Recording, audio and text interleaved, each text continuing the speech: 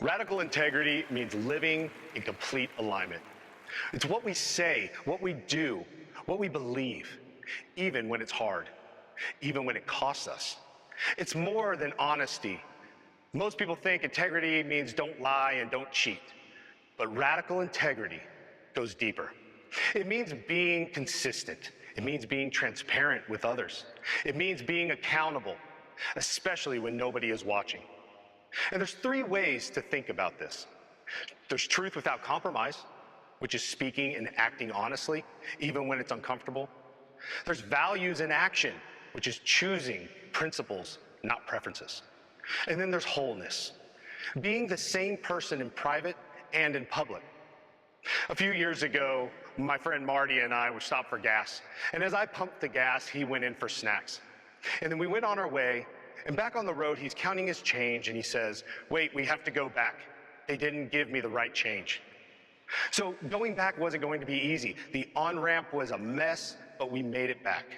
Marty went inside, and a few moments later, he comes out with a big smile. And I nonchalantly say, "So how much money did they cheat you out of?" He says, "Oh no, they didn't overcharge me. They undercharged me, $4. Now think about that.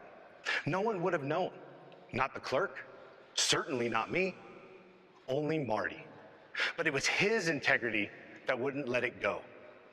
That is radical integrity. But we also find radical integrity throughout history. See, Abraham Lincoln was a young store clerk, and one night he realized that he had given the wrong change, just a few cents too little.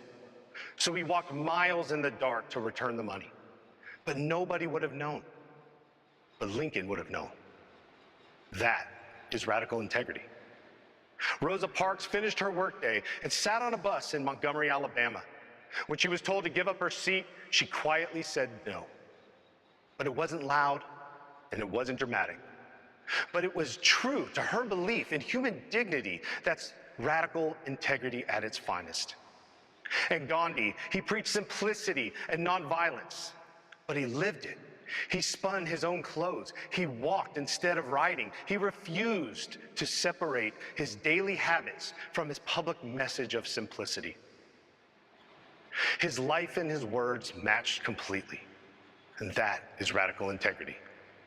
Now let's pause for a moment. Marty would have been $4 richer.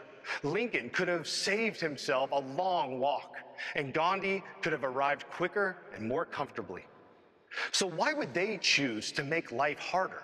And why would I advocate for you to live this life?